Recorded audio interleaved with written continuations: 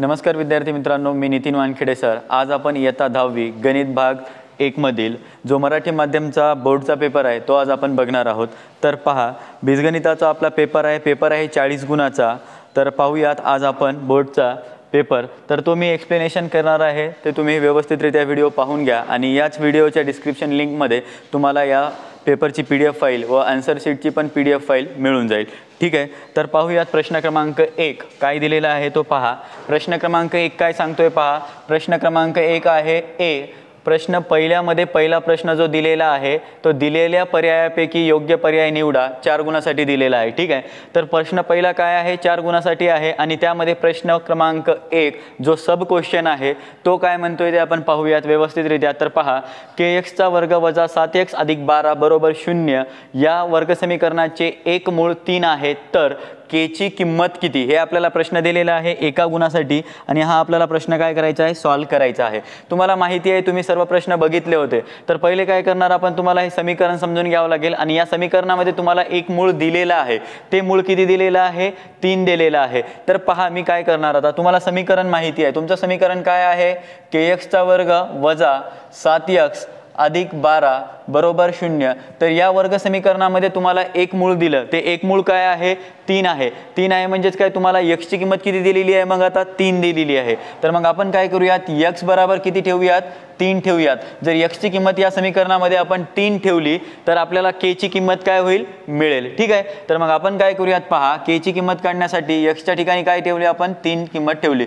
तर इथे x आहे आणि त्याचा वर्ग आहे, तर x चा वर्ग म्हणजे 3 चा वर्ग झालाय वजा 7 आणि ब्रॅकेटमध्ये किती आहे, 3 अधिक 12 बरोबर 0। तर आता पहा, यांचा वर्ग काढून घ्या। तर मला सांगा 3 चा वर्ग किती व्हायला लागलाय, 9 आणि हा k वजा 7 त्रिक 21 अधिक 12, ठीक आहे, बरोबर 0। तर पहा, इकडे व्यवस्थितरित्या लिहून घेऊयात। पहा 9k, ठीक आहे, 9k आणि वजा 21 मधून 12 गेले तर किती उरले, मग आपल्याला पहा आपण काय सांगणार, इथे पण 9kच उरले, वजा 9k उरले, 9 उरले आणि इकडे इक्वल्स टूच्या इकडे पहा, आता प्लस 12 आहे, तुम्ही प्लसमध्ये ठेवा किंवा डायरेक्ट जरी लिहिले ते थोडंसं मिस्टेक झाली, लक्षात घ्या। 9k वजा 21 अधिक 12, वजा 21 अधिक 12 मधून आपण काय केलंय, वजा 21 मधून अधिक 12 काढले तर वजा 9 उरले, इज इक्वल्स टू 0 झाला। तर 9k बराबर हा वजा 9 त्या साईडला गेलाय तर काय होईल, अधिक 9 होईल। ठीक आहे, मग माहीत झालंय तुम्हाला, तर k ची किंमत किती होईल पहा, हा 9 तिकडे आहे उजव्या साईडला आणि हा गुणाकारातला 9 इकडे गेल्यामुळे तो झाला भागाकारात जाईल। तर k ची किंमत किती मिळाली पहा, मग पहा 9 1 9, तर k ची किंमत तुम्हाला काय व्हायला लागली, 1 मिळायला लागली। आणि तुम्हाला हे पर्याय दिले होते, हे MCQ आहे, तर तुम्हाला एक्सप्लेनेशन द्यावीची गरज नाही आहे, पण मी तुम्हाला एक्सप्लेनेशन करून सांगतोय की उत्तर कसं काय आलंय। तर एक उत्तर आपल्याला मिळालंय, तर या 4 पर्यायापैकी कोणता पर्याय बरोबर आहे ते व्यवस्थित लिहायचं आहे। तर पहा, पर्याय क्रमांक 1 हे आपलं उत्तर आहे, पहिल्या प्रश्नाचं उत्तर ए आलेलं आहे। ठीक आहे, तर पहा आता दुसरा प्रश्न काय म्हणतोय ते पहिले समजून घेऊयात व्यवस्थितरित्या। तर मला सांगा, दुसरा प्रश्न काय सांगायला लागला की x अधिक 2y बरोबर 4 चा आलेख काढण्यासाठी y बरोबर 1 असताना x ची किंमत किती।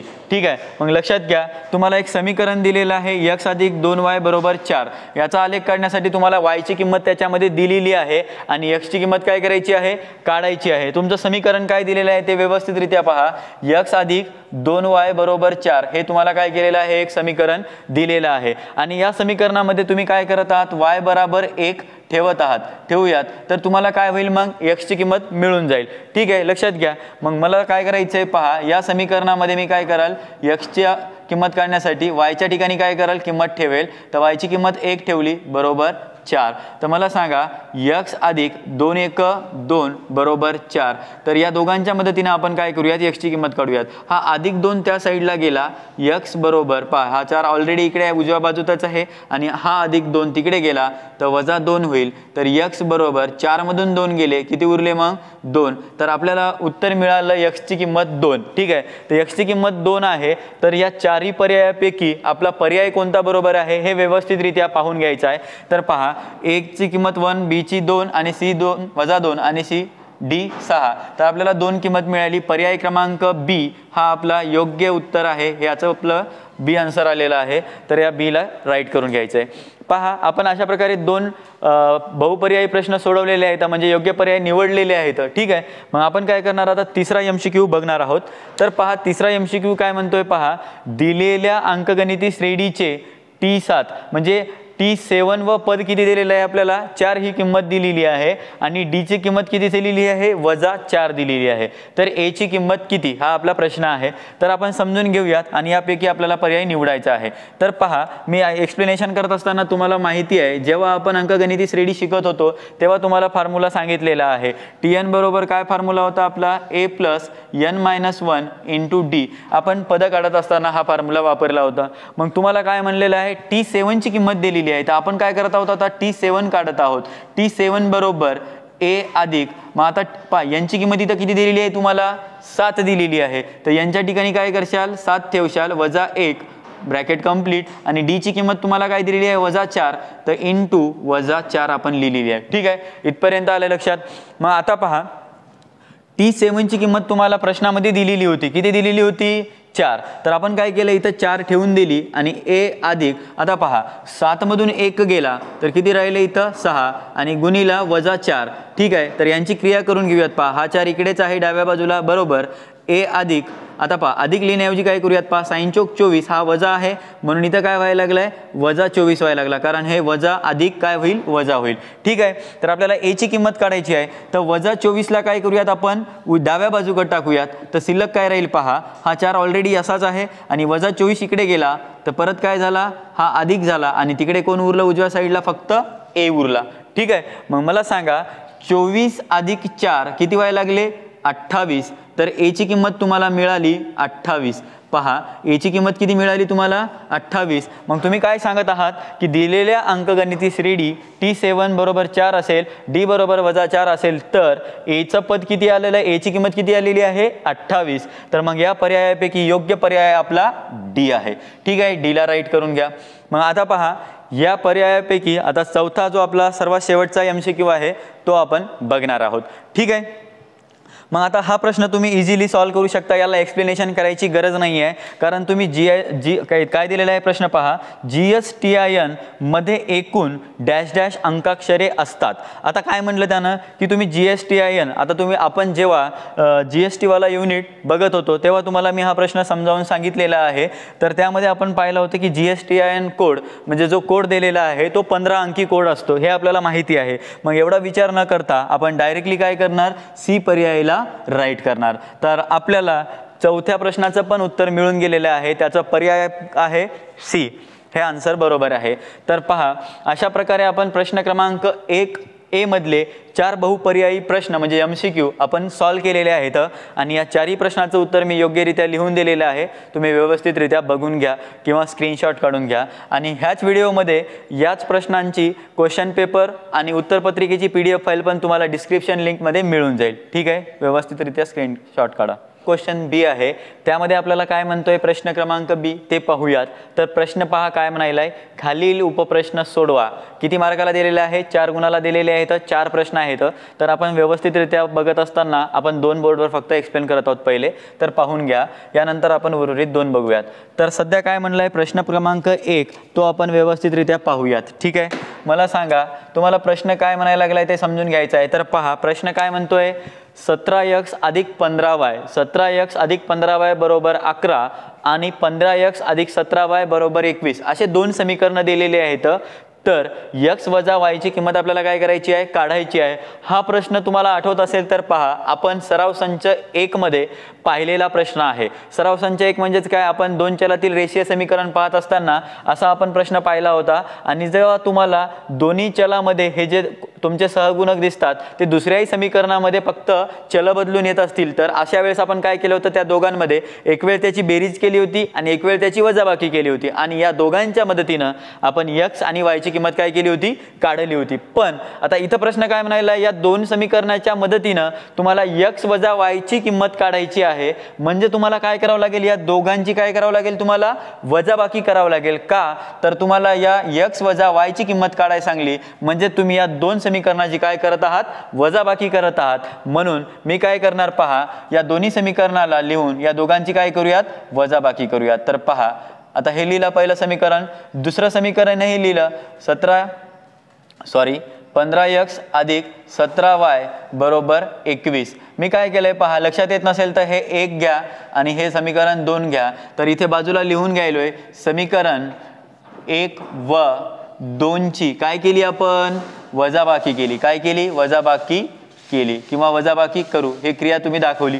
ठीक आहे, मग तुम्हाला लक्षात यायला असेल तर पहा, या दोघांची वजाबाकी करत असताना मी वजाबाकीचं साइन इथं लिहिलंय. तर पहा, जेव्हा वजाबाकी करत असतो तेव्हा या सगळ्यांचं चिन्ह काय होत असते, बदलत असते. तर मग हा 15 असेल अधिक मध्ये, तर हा काय झाला आता वजा, हा अधिक मध्ये आहे तर हा पण काय झाला वजा, आणि हा पण अधिक मध्ये आहे तर हा पण काय झाला वजाच झाला. ठीक आहे, मग मला सांगा 17x मधून म्हणजे अधिक 17x मधून वजा 15x गेले तर इथं किती उरले, मग 2x उरले. आता पहा, वजा 17 या वजाचा विचार करायचा, या अधिकचा विचार करायचा नाही. तर वजा 17 मधून अधिक 15 गेले तर वजा 2y उरले. तर बरोबर वजा 21 मधून 10 गेले, वजा 21 मधून 11 गेले तर इथं काय वजा 21 मोठा आहे म्हणून इथं काय झाला वजा 10 आपल्याला शिल्लक उरला. तर मग आपण काय केलं तर इथं 2 आणि इथं वजा 10 आहे. या सगळ्या अंकाला भाग जाणारा अंक म्हणजे 2 आहे म्हणून या समीकरणाला आपण 2 ने भागलं होतं. मग सेम तीच प्रोसिजर इथं करायची. इथे 2 ने भाग जाते सरळ म्हणून 2 ने काय करूयात, याला आपण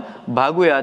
तर पहा 2 ने भागू दोन्हीही बाजूस. ठीक आहे, तर मग समीकरण कसं तयार व्हायला लागलं पहा, जेव्हा मी 2 ने भागलं तर 2x 2 भागिला 2x किंवा लक्षात येत नसेल तर 2x भागिला 2 पहा 2 कटला तर काय उरलंय x.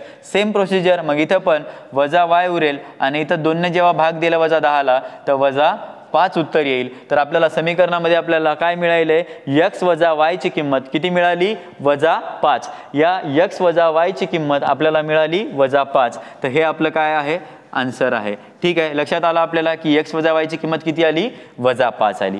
ठीक आहे, मग अशाच प्रकारे दुसरा प्रश्न दिलेला आहे, तो पण 1 मार्काला दिलेला आहे, एका गुणासाठी आहे. तर तो प्रश्न काय म्हणतोय ते व्यवस्थितरित्या समजून घ्या की tn बरोबर 3n वजा 2 या क्रमिकेचे पहिले पद काढा. आपण अंकगणिती श्रेणीमध्ये पाहिलेला आहे, पहिलं पद काय करत असतो, दुसरं पद काय करत असतो. पहिले पद आपण काढत असताना तुम्हाला फॉर्म्युलाही माहिती आहे, सध्या इथं किंमत दिलेली आहे.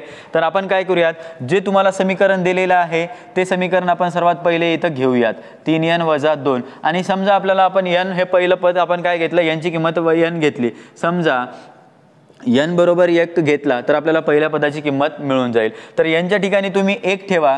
मग n पहा, हा n बरोबर 1 आहे तर n च्या ठिकाणी काय होईल, 1 लिहावं लागेल. आणि 3 n च्या ठिकाणी 1 किंमत ठेवा वजा 2. ठीक आहे, तर 3 1 3 आणि वजा 2, 3 मधून वजा 2 गेले तर 1 उरला. तर t1 बरोबर काय आला, 1 आला. म्हणजेच आपल्याला लक्षात यायलंय की पहिले पद किती आले, 1 आलं. म्हणजे लक्षात घ्या, पहिल्या पदाची किंमत किती आहे, 1 आहे. म्हणजे t1 हे पहिलं पद होय आणि पहिल्या पदाची किंमत किती आहे, 1 आहे. तर पहा, आपण प्रश्न क्रमांक 1 आणि प्रश्न क्रमांक 2 हे व्यवस्थितरित्या बघितलेले आहेत. या दोन्ही प्रश्नांचा तुम्ही स्क्रीनशॉट काढून घ्या आणि यानंतर यामधीलच आपण प्रश्न क्रमांक 3 बघूयात. ठीक आहे, द्या आपला प्रश्न क्रमांक 1b चालू होता, खालील उपप्रश्न सोडवा. त्यामधील आपण 2 प्रश्न बघितलेले आहेत.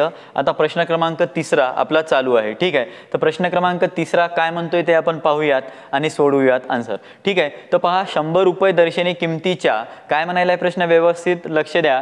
100 रुपये दर्शनी किमतीच्या शेअर्सचा बाजारभाव 150 रुपये आहे. काय सांगायलंय की 100 रुपये दर्शनी किमतीच्या शेअर्सचा बाजारभाव 150 रुपये आहे आणि जर दलालीचा दर तेव्हा 2% असेल तर एका शेअरच्या दलालीची रक्कम काढा. म्हणजे आपल्याला काय करायचं आहे, दलालीची काय करायची आहे, रक्कम मुळात काढायची आहे. तर मला सांगा, आता इथं आपल्याला तुम्ही मागच्या याच्यात हा युनिट पाहिलेला आहे तर तेव्हा याचा आपण फॉर्म्युला पाहिला होता. फॉर्म्युला आठवत असेल तर सर्वांनी सांगा. पहा, फॉर्म्युला काय होता पहा, आपल्याला याच्यात काय सांगलेली आहे, दलाली काढायची आहे. तर दलालीचा फॉर्म्युला काय होता पहा, दलाली बरोबर, ठीक आहे, दलाली बरोबर बाजारभाव, दिलेल्या शेअरचा बाजारभाव गुणिला दर, हे आपल्याला काय करावं लागेल, मल्टिप्लाय करावं लागेल. तर मला सांगा मग काय करशाल, फॉर्म्युल्यामध्ये काय लिहिशाल, बाजारभाव गुणिला, ठीक आहे, बाजारभाव गुणिला दर.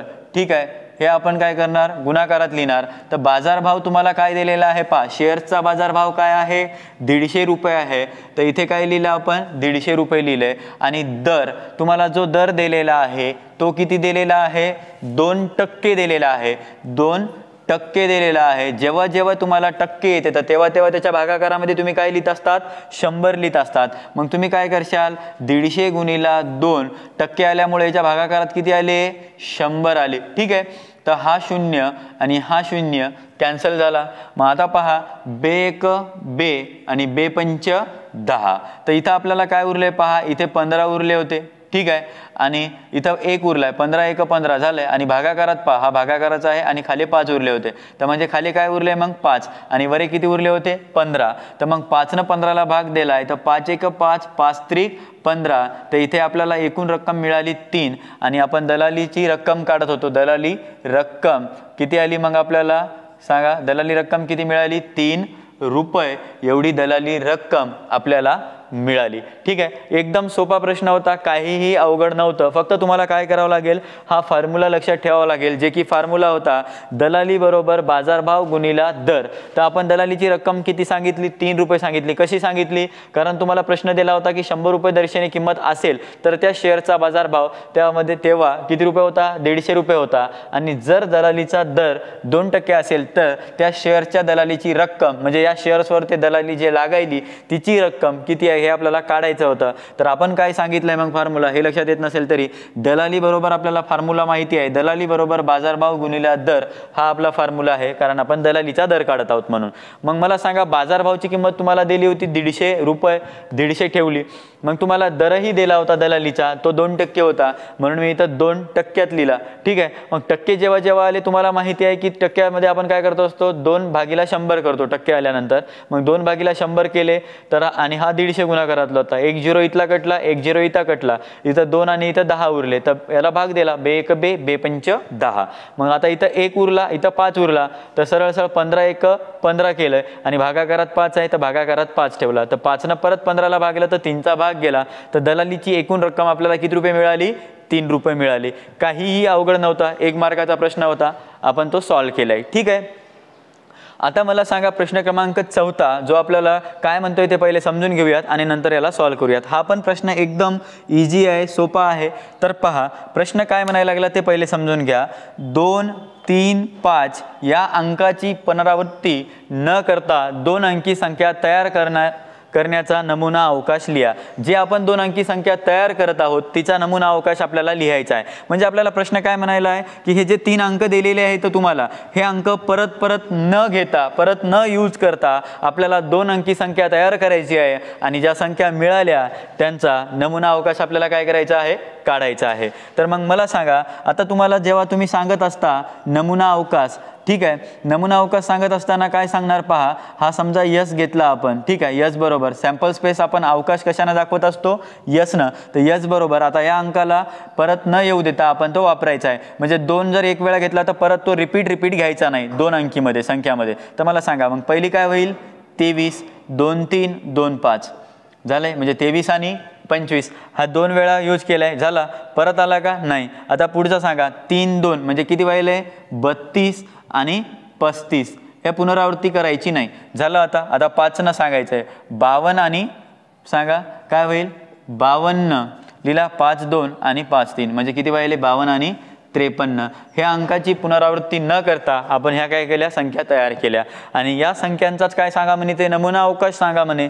तर नमुना अवकाश कशाने सांगत असतो, NOPS. म्हणजे हा झाला सॅम्पल स्पेस नमुना अवकाश. तर हे अंक किती आहेत ते मोपायचे आणि लिहायचे, 1 2 3 4 5 6. तर या दिलेल्या सॅम्पल स्पेसचे अंक आहेत 6, म्हणून इथं गेलेला आपण NOPS किती लिहिणार, 6 लिहिणार. ठीक आहे, अशा प्रकारे हे 3रा आणि 4था पण प्रश्न इथं पूर्ण झालेला आहे आणि आपला प्रश्न क्रमांक 1 इथेच पूर्ण झाला. आपण प्रश्न क्रमांक 2A बघूयात. ठीक आहे, पहिले याचा स्क्रीनशॉट व्यवस्थितरित्या काढून घ्या. लक्ष द्या, आपला प्रश्न क्रमांक 2 चालू होता. दुसऱ्यामध्ये प्रश्न क्रमांक A म्हणजे सब क्वेश्चन A आपण पाहत आहोत. तो काय म्हणतोय पहिले समजून घ्या. काय म्हणायला लागला, खालीलपैकी कोणत्याही 2 कृती पूर्ण करा. काय सांगायलाय प्रश्न की खालीलपैकी कोणत्याही 2 कृती पूर्ण करायच्या आहेत. 2 कृती पूर्ण केल्या तर 4 गुण मिळतील. याचा अर्थ की एक प्रश्न तुम्हाला 2 गुणाला दिलेला आहे आणि या प्रश्न क्रमांक A मध्ये तुम्हाला 3 प्रश्न दिलेले असतील, एक ऑर मध्ये असेल. तर मी तुम्हाला 3ही प्रश्न ऑर मधलाही प्रश्न सॉल्व करून देईल, ते तुम्ही व्यवस्थितरित्या पाहून घ्या. ठीक आहे, तर प्रश्न क्रमांक 1 काय म्हणतोय ते पाहूयात.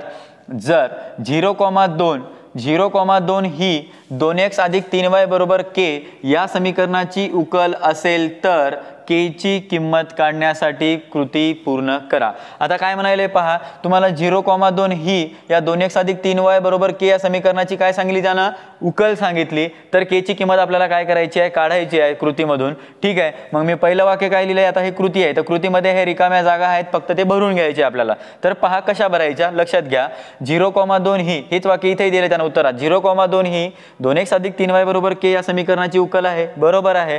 तर तुम्हाला इथे पहा, आता हे 0,2 हे उकल होती, तर तुम्हाला एक लक्षात घ्यायचं आहे, तर आपण उत्तर लिहित असताना काय लिहित असतो, x आणि y च्या किमती काढत असतो।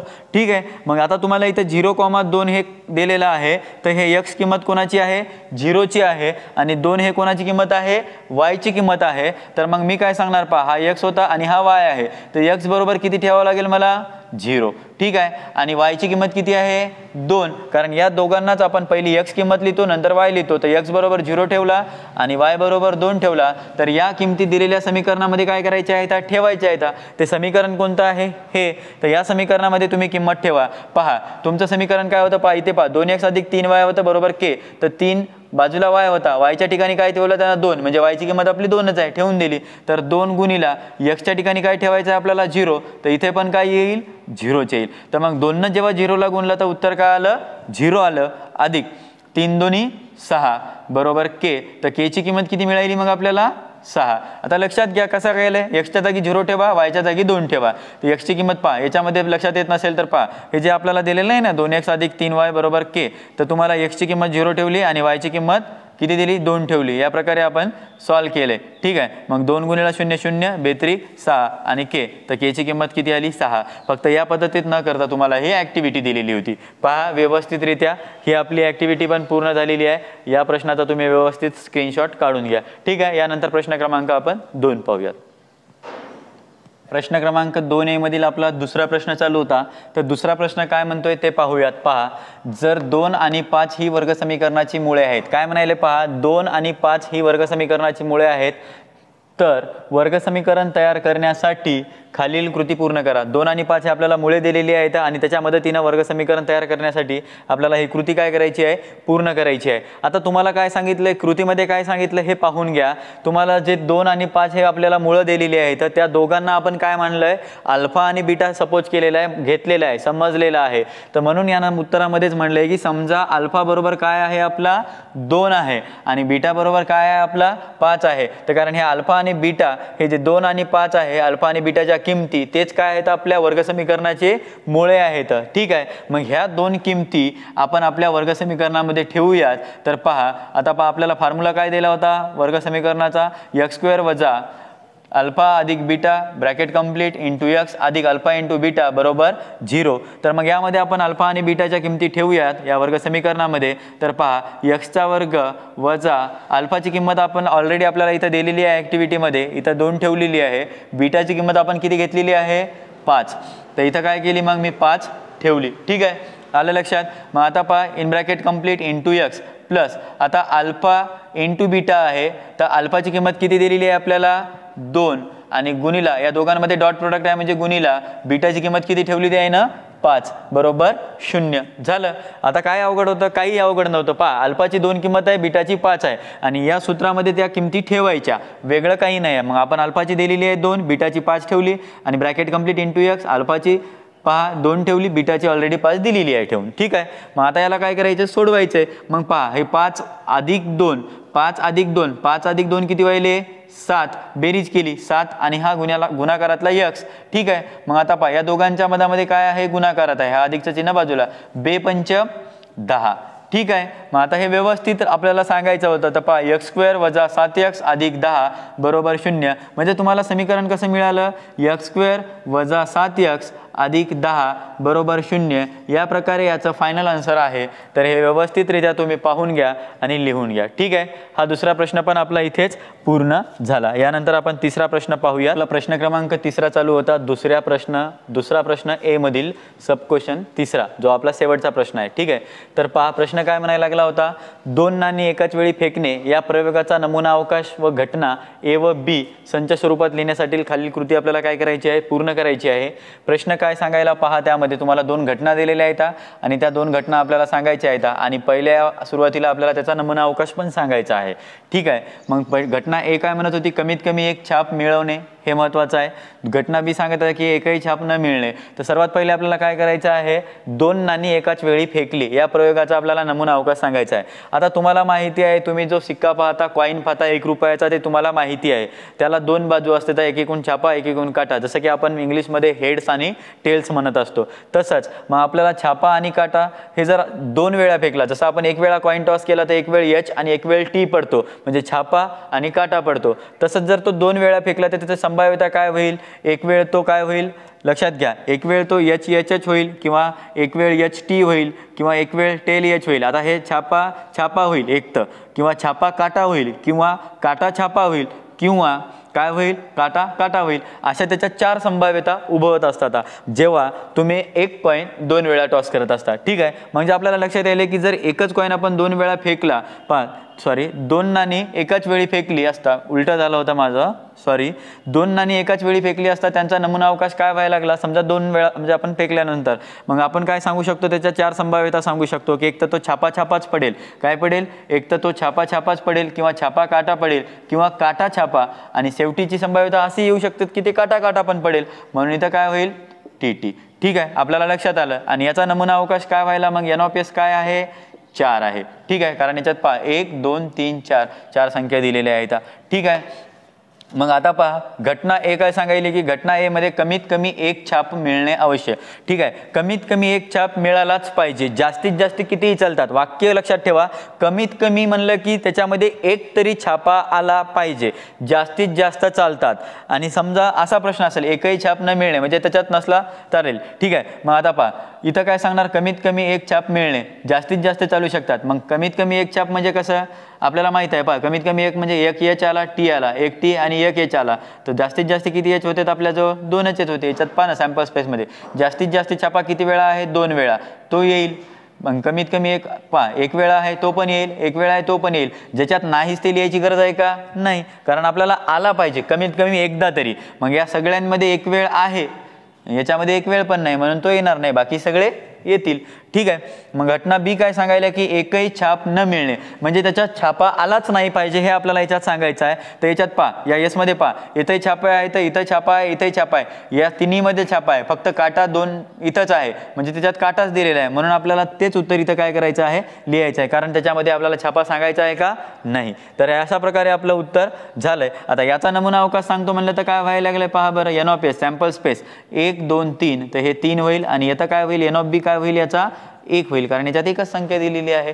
ठीक आहे, अशा प्रकारे आपण काय केलेलं आहे, प्रश्न क्रमांक 2A मधील तिसरा म्हणजे शेवटचा प्रश्न पण आपण पूर्ण केलेला आहे. आणि यानंतरचे जेवढे काही प्रश्न राहिलेले आहे आपण ते पुढच्या व्हिडिओमध्ये पाहूयात. आणि आजचं जे पूर्ण जे क्वेश्चन घेतलेले आहे ते तुम्ही व्यवस्थितरित्या रीड करून घ्या आणि पाहून घ्या. आणि हे सर्व प्रश्नाची तुम्हाला उत्तराची PDF फाईल आजच्या डिस्क्रिप्शन लिंकमध्ये मिळून जाईल. आणि हा बोर्डचा जो पेपर आहे त्याचं पण क्वेश्चन पेपरची फाईल आजच्याच व्हिडिओच्या डिस्क्रिप्शन लिंकमध्ये तुम्हाला तो पेपर मिळून जाईल. आणि आजचा व्हिडिओ जर आवडला असेल तर लाईक, शेअर आणि सबस्क्राईब करा आणि आपल्या मित्रांना पण व्हिडिओ शेअर करा, जेणेकरून त्यांचाही फायदा होत राहील. ठीक आहे, धन्यवाद.